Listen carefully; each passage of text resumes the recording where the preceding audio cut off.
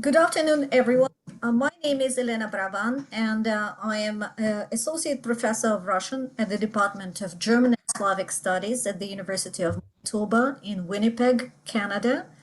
And it's my pleasure to welcome today all of you to Central and East European Studies Speaker Series 2021-2022. The speaker today is Dr. Jeffrey Haas from the University of Richmond. And he has also a partial position at St. Petersburg State University. Jeffrey is an associate professor in the Department of Sociology and Anthropology at the University of Richmond.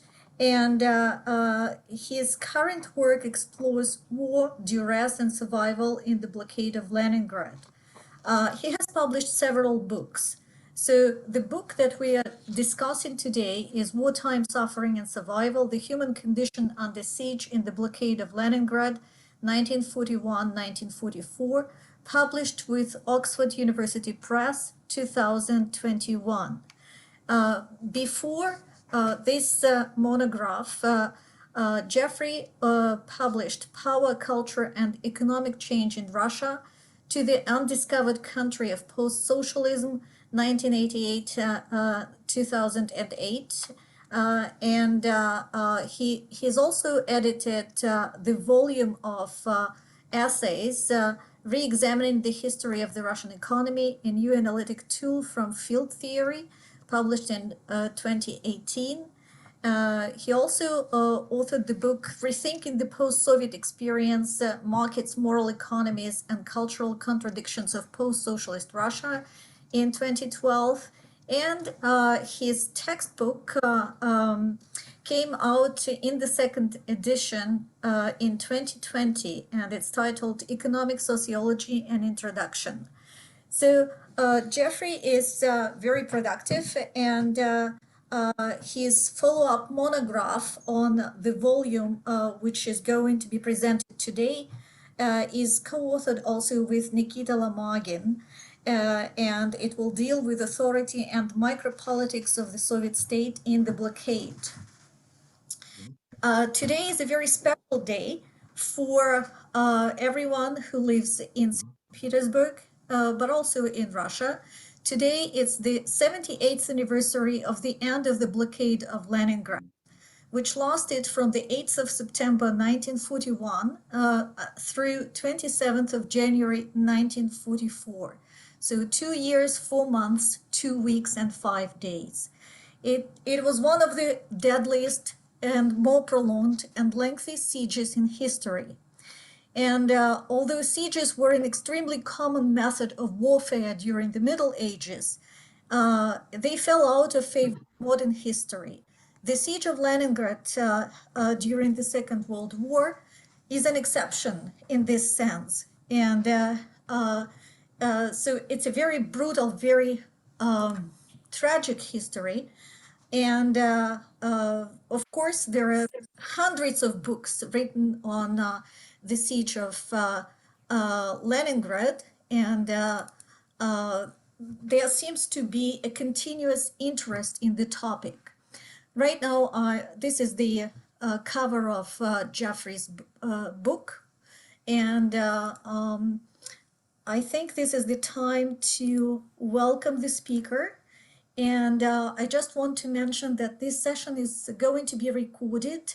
So the presentation is going to be for about 40 minutes, and then we'll have a question and answers period. If you wish to ask a question or give a comment, you can place it in chat, but it would be also most welcome if you take the floor and ask your question or make a comment yourself.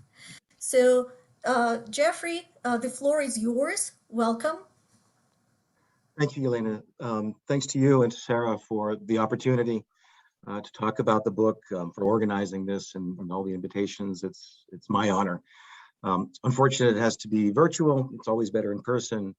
But given COVID, this is still a wonderful opportunity, more than I could possibly dream of.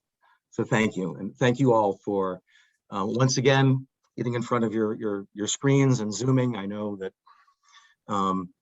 again, for all of us, it's not as much fun as in person, but thank you for taking the time during what I'm sure are busy days to hear me out about the work I've done on the blockade.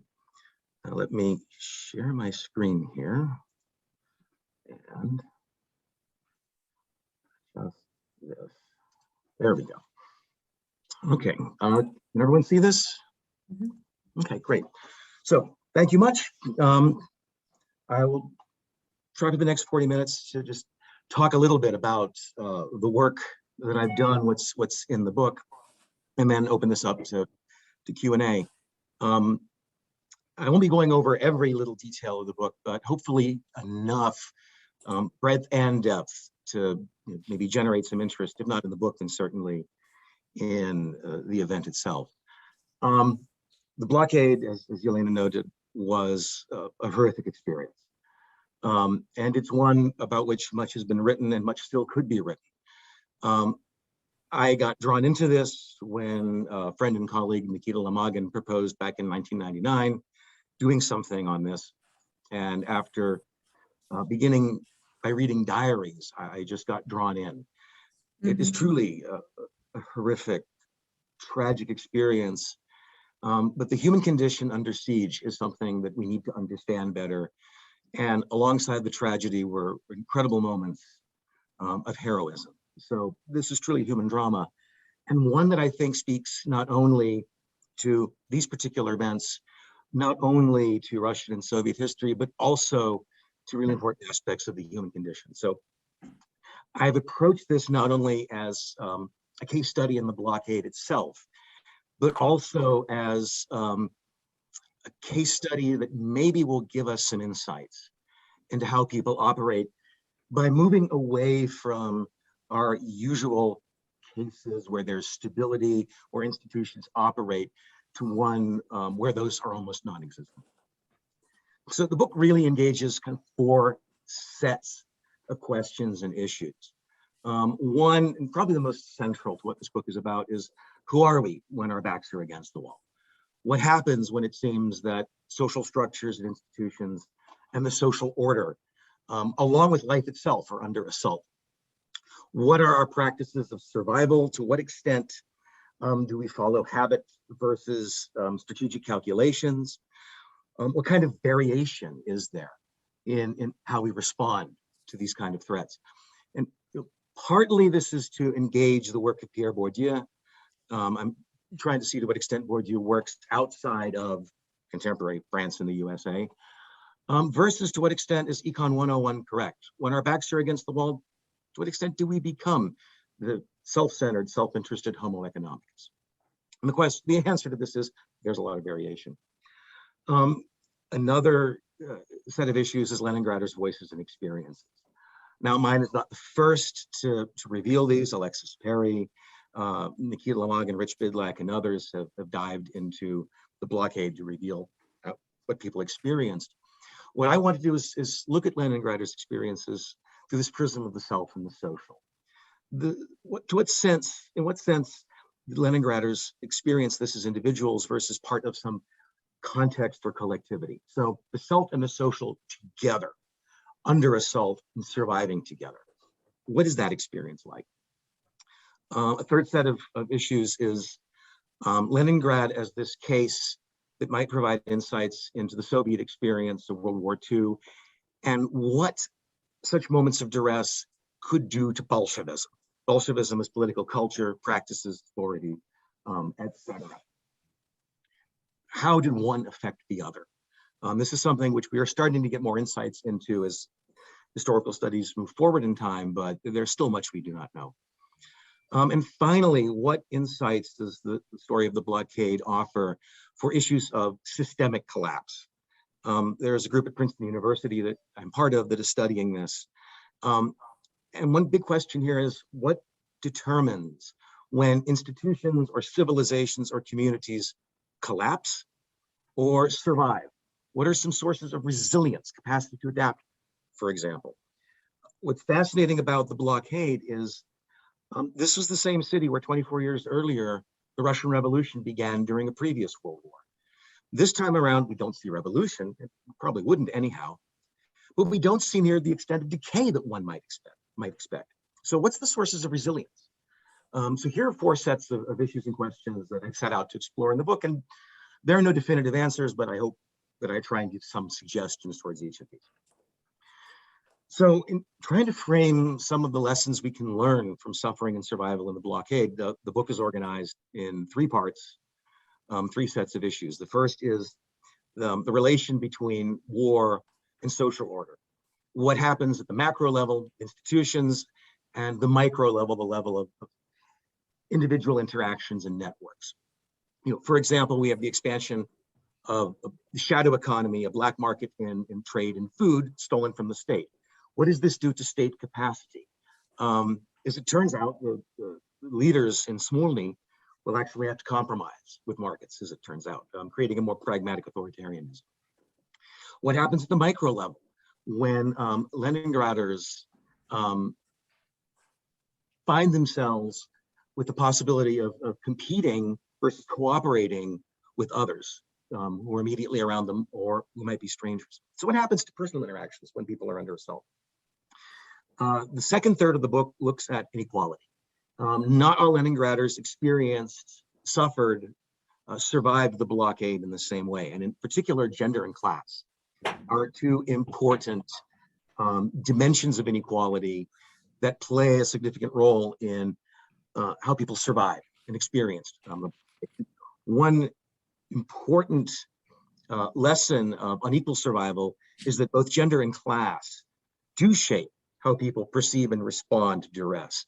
But at the same time, that duress acts back upon gender and class and actually further embeds them, makes them seem more inevitable and inexorable. And part 3 looks at issues of pain, and this is really what the blockade is about. On the one hand, death. How did cadres in the state, the labor that was disposing of the dead and civilians, how did they respond to massive death around? And here we see variation. And I'll talk a little bit about this later on. There's also the question of how did Leningraders cope with suffering? How did they explain it? This is the question of theodicy, explaining suffering. What were its sources? What were communities of authentic versus inauthentic suffering? And what could this do to a sense of political community, maybe the shaping of the idea of the nation and so on? So this is kind of the general structure of the book and the different themes that I address.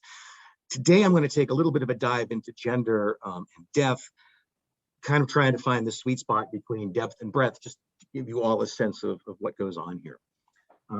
Hopefully, I won't make too much of a dog's breakfast out of it.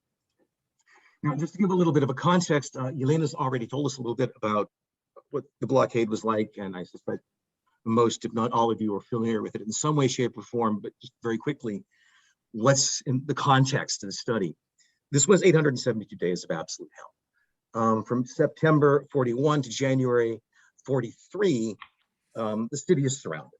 The only way in and out is either a plane or across Lake Ladoga, both of which are very tenuous.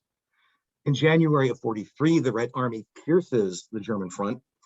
So there's a tenuous rail link with the rest of the country. But even that doesn't really help too much. It's only 78 years ago today that the Red Army drives the Germans away. And during this entire time, Leningraders are subjected to hunger and starvation, especially during the first winter. They are subjected to air raids and artillery shells being lobbed at them, death from above, but no one was quite sure when and where. Uncertainty regarding survival, regarding who is the enemy, obviously the Germans, but maybe there are cannibals, maybe there are thieves in our midst. So this is quite the nightmare, and it always strikes me as a true story of courage that things held together as they did. Mm-hmm. Especially when we consider the next 2 points. First of all, especially given the dearth of food. The scarcity of food is so important here. This shifts your general cost benefit calculus for what one should do. If playing by the rules, listening to the police, getting the rations that are given to you is not enough for survival, then you can either follow the rules and die, or you can break the rules and try to survive or at least help your family. So there were incentives to play on the margin, not only of formal law, but also of norms. The problem with this is on the one hand, this compels what I call tragic agency. The fact that Leningraders will break rules, which they don't want to do in order to survive. They're being agentic, but against their own wishes. It's this interesting paradox. And this threatens order. But at the same time, it's helping them survive. And part of the paradox will be how this reproduces order down the line. So there are incentives to breaking the rules. Quite a lot of rules are broken, but not entirely. But this opens the question of what keeps things from totally falling apart. Now, if we want to ask how does order persist these days, and ever since the Scotch poll made her name, it's all about the state.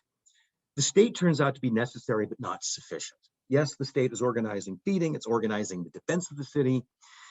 But on the one hand, you have a bureaucratic failure. You have cadres who themselves are hungry, some of whom are opportunistic, who don't always have the skills to deal with a constantly changing situation. So we've got the threat of bureaucratic failure. We also have institutional compromise, that in particular, state cadres with access to food face the great temptation to steal that food and then sell it in the black market, which happens quite a bit, which undercuts state capacity, state authority. So we've got this serious threat, maybe not of revolution, but of decay of order, Hobbes's revenge, that life is becoming prudish, nasty, and short. What is it that maintains order? What's the source of resilience? What shapes survival practices and what saves Leningrad? Now, very quickly, since I'm asking a question, I need to give an answer of how. Let me very quickly go over kind of the explanatory framework, and then I'll dive into this with stories that bring this to life. There are really three ordering forces, two on this slide, one on the next. The first goes back to Adam Smith, that there's something about human interaction, especially face-to-face, that triggers empathy and potential sympathy between people. Adam Smith noticed this in his work, A Theory of Moral Sentiments. Work in criminology has noted this, behavioral economics, etc. There is something about visibility and intimate knowledge of others, especially suffering others, that triggers concrete relations of empathy. And this can nudge people towards being compassionate and being cooperative instead of being opportunistic. The more distant socially some other is, the more likely we might perceive them as a threat or a potential target of opportunism. So it's easier to steal from a bureaucrat or a stranger than it is from someone we know and we see suffering up close. Now, this is kind of general. It's purposely vague because this is kind of the way human cognition works. It becomes concrete only in concrete situations, which raises the question, with whom do we empathize and sympathize? This is the next ordering force, and I've taken this from some behavioral psychology, from Bruno Latour, and even from macroeconomics, that we tend to orient our senses of self towards, to steal a phrase from John Martin at UChicago, the anchors of valence. These are some other entity, often people, maybe pets, maybe something virtual like the city, other entities that we imbue with emotional and personal significance. They have valence for us. This can be positive, sympathy, negative, antipathy, but this becomes part of our sense of self, our habitus, of our utility function, if we want to be economists for a moment. This could be mates, children, cats, pets, etc.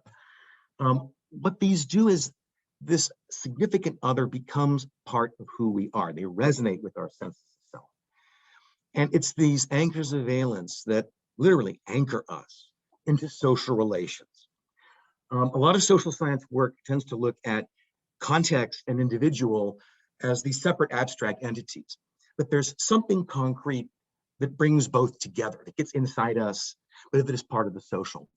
And I'm positing these anchors of valence are what bring us into social fields. And it's this kind of self-anchor social equation or sorts at the bottom that I think it's across what anchors do. Why is this important? Because the way we will perceive and respond to the world will depend not only on what happens to us, but also what might happen to these significant others, these anchors. They will orient, shape our strategies of survival. The third ordering force that I'm taking from Bourdieu are fields and economies. I'll get into this very quickly and then come back to it when I talk about death. Fields are communities of actors in similar social positions and that kind of have an affinity with one another. So fields of, there's the field of education, which is everybody involved in education. There's fields of art, so artists, critics, everyone involved in the production, consumption of art. Three important fields for the story of the blockade of Leningrad are the fields of power, field of labor, and fields of intimacy. The field of power are higher level cadres in the state and the party at Smolny. Theirs is what's called a political economy of control.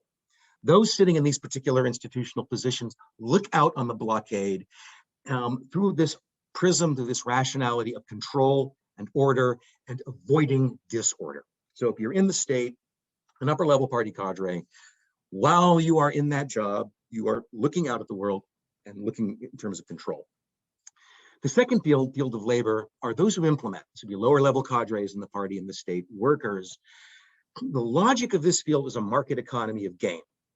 This might sound really weird. Workers acting like utility maximizing capitalists.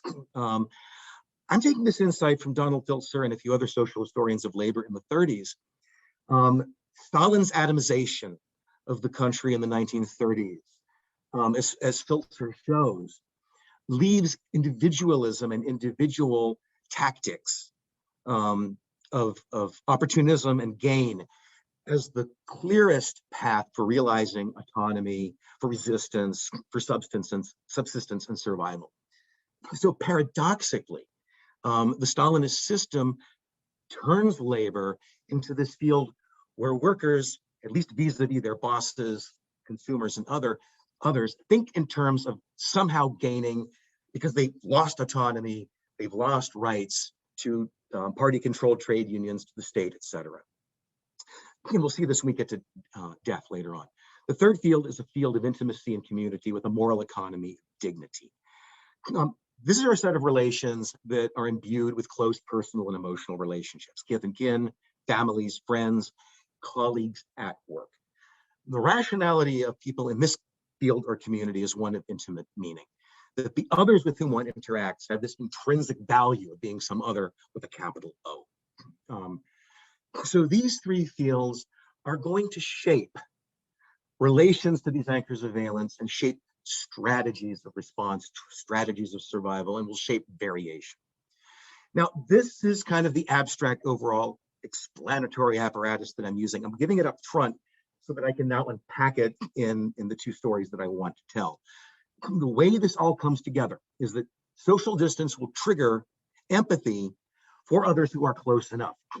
The more visible someone or something is, the more likely we are to be empathetic and think about it in a positive, compassionate sense.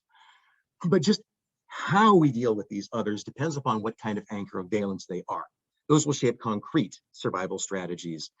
And how we think of those anchors will depend upon what field we are in at that moment in time. What the takeaway is going to be is that survival and the story of the blockade is less about state institutions and authority than local relations and practices that shape how and whether Leningraders survive. And there's a paradox. There's this agency of survival that Leningraders often seem to sense of as powerlessness. Agency and powerlessness at the same time, this becomes the source of resilience. Now, let me unpack this a little bit with the first story, the story of gender. This is an important story of the blockade that nowhere near enough has been said. Roughly 70% of the city when we get to 1942 is women. Men have either been drafted into the Red Army or are dying much more quickly than women are. But also women are more active than men in the blockade. They are staffing factories, staffing organizations. They are making sure that everyone survives. It's really amazing that not more has been written about this. But what is the story of survival? Women rise to the occasion. How do they do so? Why did they do so? And how does that in turn act back upon gender? So in this slide, let me give just a quick breakdown of what that story is and then give some examples of women in the blockade. The story begins before the war, where women, and this is not unique to the Soviet Union, we've seen this in the United States and West Europe, etc. Women are consigned to secondary status, socially, economically, etc. They have to deal with the first shift, like men, that is work, but also what is called the second shift. domestic labor. So men go to work. When they come home at the end of the day, women are then responsible for organizing home life, making sure that abodes are clean, that there is food on the table, that the children are healthy, etc. So women are socialized, first and foremost, into this domestic labor. And this creates two important sets of skills and dispositions or habits: bread-seeking and caregiving. Caregiving, I think that makes sense. This set of skills to making sure that others are in good shape, caring about the well-being of others. Bread-seeking is kind of parallel to breadwinning.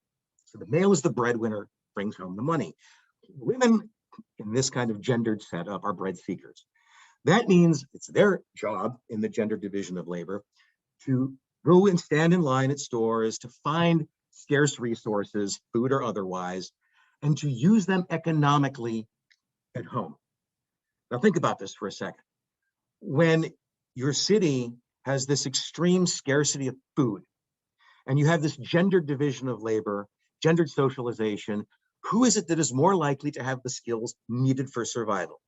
You guessed it, women. It's women's dispositions and caregiving, bread-seeking skills that will become supremely important. Women will be able to do this, men will not, as a rule. But this doesn't explain why women rise to the occasion. It's not simply patriotism. There's something else going on in women's accounts.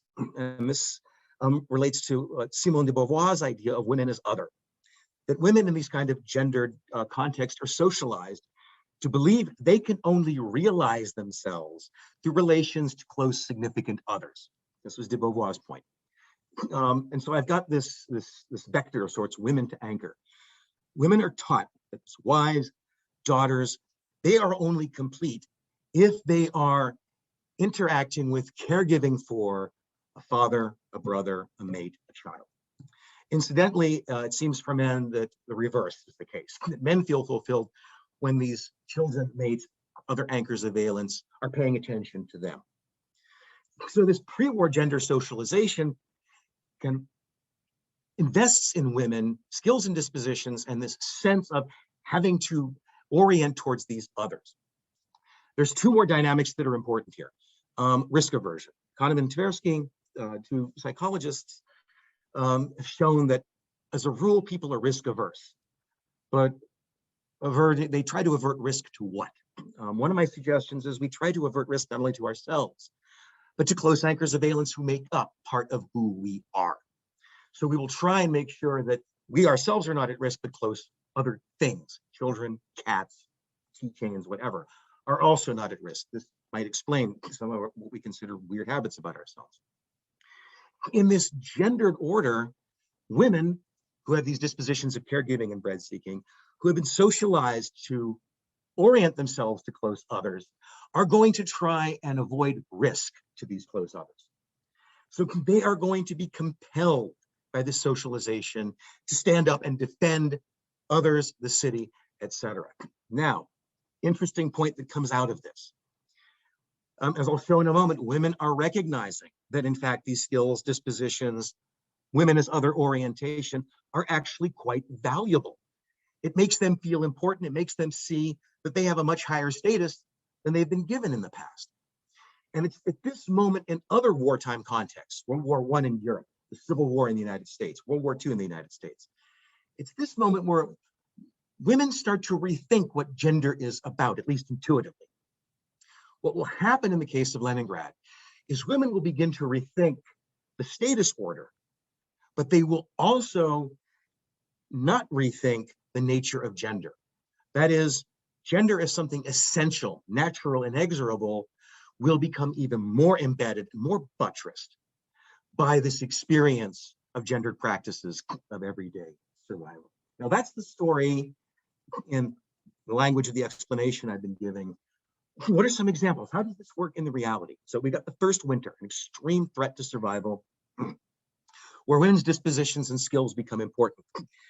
Again, men are at the front, or men begin succumbing earlier to hunger. This is not unique to Leningrad. For biological reasons, women succumb to hunger much more slowly than men.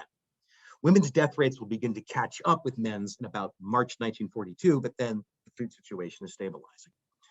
So women accepted that it's their job to care for the city, to care for their families. They're going into factories, they're taking care of people at home. Husbands in the city, children are these close anchors of valence. And what's interesting is women kind of turn automatically to this. And I've got various quotes and descriptions in the book, but this one citation by Sofia Glazhenitskaya of a textile factory, the Rabochi textile factory, really captures well women's responses. In the winter of 1941-42, children of factory workers were at risk from starvation, from bombs and shells. And as Glazhenitskaya mentioned in an interview, we were told, quote, "You women do not need to be taught what to do with children." So we began to solve this problem ourselves. Here's the important point. We did not adopt formal decisions in the factory party committee. We just said the quicker we created a nursery, the more of our children would remain alive. Women workers set out to work. Now, you ever read archival materials from factories in the pre-war era? There are lots of party meetings where decisions are being made. Not so here.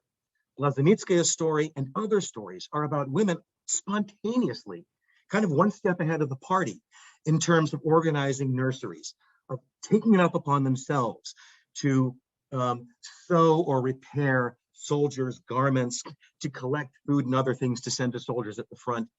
They are spontaneously organizing to protect others, okay? They got this wisdom before Kuznetsov, Zhdanov, and others in the party realized that society has to do something for the front. Now, as women are organizing, as women are standing in long lines for scarce bread and taking it to men, they begin to notice that not only are they themselves doing this, that other women are doing this. This is a field effect. Women look around and say, God, women are being active. Women are helping men in the city survive. We must be doing something right. We must be stronger than men. And this creates this internal status shift. First, this creates a blockade myth that the way to survive was to remain active, because if you're idle, you lose the will to live and you will die. Now, this violates the second law of thermodynamics. Being more active is actually a threat, but people weren't studying physics at the time. At least people who weren't engineers weren't. And so this myth is that women are superior because we're able to keep active somehow. That's what's helping us survive. Men are lying around, losing the will to live, and we have to keep supporting them. This creates a status inversion, and women comment on this in interviews and in their diaries. Here are three of many. Artist Anna Ostromova-Lebedeva, quote, "Men are many times weaker than women in the struggle for life and resistance to death. The majority of men, if their wives are evacuated and they remain alone, if they had not taken different wives, very weakly resist difficulties of our life and die faster than women." Let me go to the last quote, Antonina Lyubimova.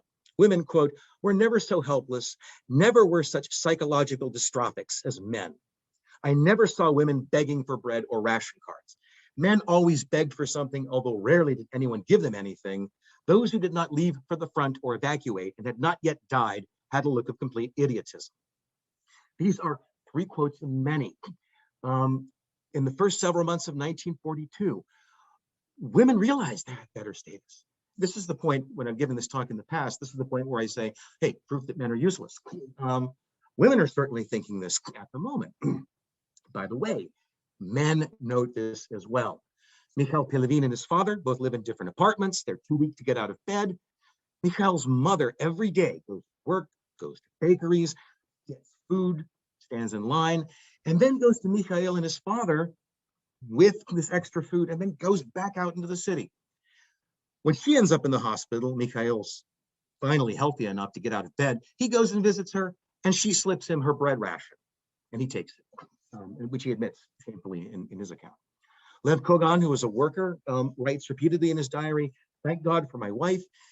She is going out to get cigarettes, going out to get wine. She'll go out to the cafeteria, bring back food, go out to the bakery, bring back food." And as he says at the end of this particular bit from his diary, "If she would lose her strength, all will be lost." Some men realize how important their wives or sisters are. And their response to this reversal of dependency and status is to become hypercritical of their wives or sisters. A sister goes out and brings back food every day. The brother starts accusing her of hiding food from him. understanding that without her I would die, but she's being unfair. We see this in several cases. Men respond to the status inversion by trying to bring women down a peg, while also understanding that this is unfair on their part. It creates this very interesting gendered tension. I can talk more about men in the question and answer if anyone's interested. By the way, the Bolshevik leaders figured this out too. May 1942, the number 2 leader in Leningrad, Alexei Kuznetsov, pretty much berates party cadres for not paying more attention to women and recruiting them into the party. The data are clear. Women are in factories, they're running organizations, they're helping the city survive. The party needs these kind of people. Why aren't they recruiting them more? And in fact, after May 1942, the party will set off to recruit more women. They'll realize what this great a contribution this is. Now, women understand that they are making these wonderful contributions more than men are behind the lines. But they accept this as something natural. And in their recollections, in their diaries, women don't write about this in a critical way. They write about this as something that is important. And in fact, they look at these relations to anchors with incredible emotional power. Olga Epstein was one great case in point. Her infant son was only a year old during the first year of the blockade. Is her emotional center. She has to leave him in a nursery so she can go off and work in a factory. She's a Stakhanovite. And while he is away, she constantly writes about missing him. His absence tears at her conscience. She feels awful, like an incomplete mother and human being without him there. When she gets days off, she can bring him back from the nursery, her skeleton, as she says at one point, because he's underfed. And she's constantly tearing her hair out. That she would love to have her son around more, but she can't because she has to work. So dedication to the party, the city, one anchor of valence. But her son, this emotional investment, constantly reinforces the sense of who she is in this painful sort of way. And she writes at one point out of desperation, why do I as a mother not have the chance to be with my own child? Somehow he's supposed to be with strangers. Again, Olga, you are like a lone wolf. Her husband also leaves for the front at the outbreak of war, goes missing in action in September 1941. He will die. They'll find out that he's dead. And she's constantly writing in her diary about maybe he'll walk through the door. She's missing him. So son and husband are these centers to her life. And she writes as if she's incomplete without them. Even in the 1970s, women were giving interviews to author Daniel Granin, who will remark about this being women's natural work. Let me give you the second one here. The majority of women in blockaded Leningrad survived because they had to care for someone. How true that was. Only now I understand what saved me. Caring for children helped me save myself and then children. Did I have the right to lose my spirit and think only of myself?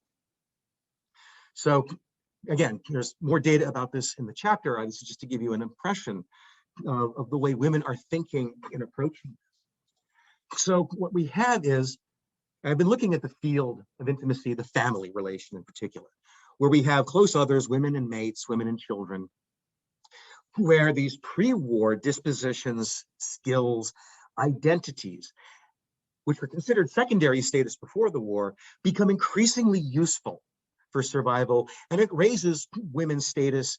It gives them dependency power, not only over husbands and children, but over the city. But it's dependency power they won't use because they see this as natural to what it means to be a woman. Rather than rethink this triggering some inherent rethinking of the gender order, it triggers rethinking of status and remuneration, as it were. But it makes gender seem that much more essential. Now, it might be that in a less risky environment, this might have made women start to think, well, wait a minute, what is all this gender stuff anyhow? And there's hints of this going on in the United States during and after World War II and the American South after the Civil War. But the threat to survival is so great in Leningrad. And I can talk about this a little more. My impression is this is what further essentializes gender. Because rethinking the gender order would only increase uncertainty and instability at a moment when one needs certainty in order to survive. Now, one field, one issue. I hope you found this a little bit interesting. We can talk about it more in Q&A, and hopefully you want to read the book or other things about this. But what about variation? Where do we see variation in relations to close other entities, variation in survival strategies? Let me take about 10 minutes to talk about the story of death, and then I'll wind it up. This is Piskaryovska Memorial Cemetery, where approximately 500,000 people are buried, where, if the news accounts are correct, Vladimir Putin today went to lay some flowers and had to close the gates so that people could people ended up complaining that they weren't allowed to visit the cemetery because dear leader had to. The story of Leningrad is a story not only of survival, but a story of death. Perhaps 1 million people die. If we count deaths that happened during evacuations or as a result of hunger in evacuation. More civilians will die in Leningrad than military deaths in the American Civil War. The numbers are just astounding. We don't have a clear handle on how many died. And one major issue in the blockade not only was finding food, but what to do with the dead. The dead who are in homes, who are piling up in the streets, and in some cases losing flesh by the day. The dead who are strangers in the streets, who are close others. What do you do with them? And here we see basically 3 different practices of dealing with the dead. And the determinants of how people view and approach the dead depend upon a few things. The first is the dead matter because they are this anchor of nails. The dead aren't simply something there. They are a significant something that haunts the city. It compels people to do something. The dead reach out to the living and they say, do something with me. But what is that something? And this is where those fields that I talked about earlier, the field of power, field of labor, and the field of intimacy, shape strategies and practices for dealing with the dead. Now, just to recap those and tell a little bit of the story here. The first field, the field of power, this is the state. Here we have a political economy of control. If there were a slogan to dealing with the dead, it would be clean them up. Now, just to reiterate, the logic of the field of power of the state is control, maintaining social political order and privilege. The corpse, as this powerful, significant other, as this anchor, is an inanimate object subject to control and that is perceived as a threat to the epidemiological, political, and moral health of the city. So long as the dead are frozen in courtyards and on streets, they don't pose a danger, but the winter is going to end. Threat of epidemics, unless they are cleaned up. And seeing the dead is hurting the morale of the city. Something has to be done. So the state's approach is to increase control over the dead, which first means documenting how many dead there are and where there are. This is not something that's automatic. It's only in late December 1941 that the chief of police realizes he's got no idea how many people are dying every day. And so he issues an order that morgues and hospitals have to report at the end of every day how many dead have come in, how many dead have been transported out. This is part of the reason we don't know how many dead there are. Documentation is incomplete. The next thing is to find some way to collect and dispose of the dead, which means finding them. So in late December and in January, the state and party start organizing teams of soldiers, police, and party activists to search through dormitories and homes, find the dead, and then somehow dispose of them in a way that is effective, that maintains discipline, order, and political aesthetics. The field of labor is a different story. This is the market economy of gain. Let's make some remuneration off of the dead. So just to go back, I originally suggested the logic of the field of labor is opportunism, which is one manifestation of resistance to atomization, resistance to power, to the state's attempt at control. If we're not allowed to act collectively, we'll act individually. The corpse as an anchor is a commodified object for gain. And the practice of especially gravediggers is to take remuneration for what is hard and gruesome work. I don't want to make workers to seem as if they're just opportunistic, greedy jerks. Grave digging, cemetery work is hard work. In the first winter, there are not enough shovels. Good luck finding gasoline for tractors. The ground is hard, and you're dealing with the dead without having enough soap or special clothing. The state will assign workers, especially from factories that have been shut down, will assign these workers to go and do cemetery work. And a lot of workers will simply say, I'm sorry, I'm too ill, I can't do this. So the state has to bribe them, pay, additional rations, or additional meals. So workers will do this work only if they're getting extra pay for it. This is true for civilians as well. Civilians who will want to take extra special care with the disposal of their loved ones will ask cemetery workers for help, and gravediggers will say, great, pay me for it. This is hard work. You want me to do something extra. You're getting meaning out of this. I want meaning out of this as well. The third field, the field of intimacy, with a moral economy of dignity, make disposal meaningful. In this logic, civilian families where the people who have died are close others, the corpse is a dignified subject with inherent value. That body is not something to be traded. That body is not something that's inanimate that can cause threat. That body was someone else. And so the compulsion for civilians is to at least try to give a meaningful farewell. This will, however, create a contradiction: survival of the living versus respect for the dead. So, just very, very briefly, these are three different ways of approaching death and disposal of the dead in the blockade. And where you stand depends on where you sit. The approach to the way one thought about a corpse depended upon their relation to the corpse at that time. Am I a police officer or Andrzej Donov who has to collect them? Am I someone who's digging a mass grave right now, or is this my loved one? Okay. What's interesting is when these clash. So the field of power versus the field of labor, the state versus gravediggers. The state wants to collect the dead and bury them efficiently to save morale and avoid epidemics. Labor wants remuneration. And here we have discipline from above versus opportunism or ambivalence by laborers who are not doing the easiest job in the world. Some forms of opportunism or remuneration that the NKVD discovers are, for example, dead souls, true dead souls. The phrase is used in NKVD documents. That you would have a truck of corpses drive up to the cemetery. The documentation is that there are 200 dead in the back of the truck, so you'll get paid so much. But upon counting, there's only 150 there. This happens several times. Burial Trust, the cooperative that's charged with a lot of the work of burying the dead, will demand bribes from civilians in money, in kind, in one case, in cows. Don't ask me where the cows came from. That's what it says in the document. Burial Trust will demand bribes from civilians to do what they're being paid to do anyhow.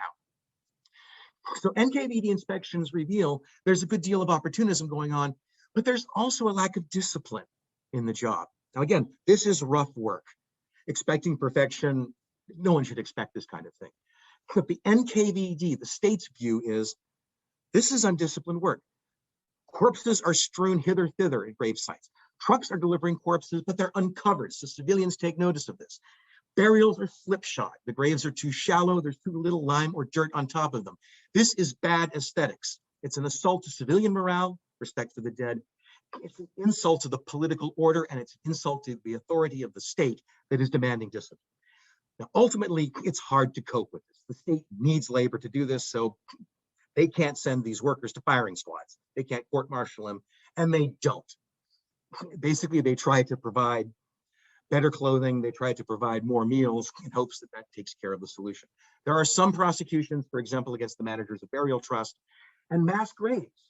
The mass graves that you have in St. Petersburg today, they are a solution to the mass of dead, not only because they're the most expedient way to bury this many people, but because this should reduce opportunism.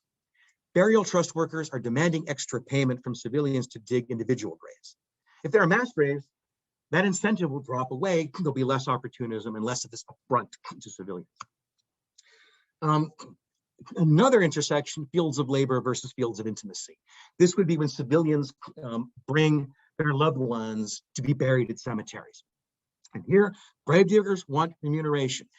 And civilians write about the price of bread in black markets. They also write a lot about the price of burying the dead. So an individual grave might cost 600 to 700 rubles, or a kilo of bread plus 250 rubles.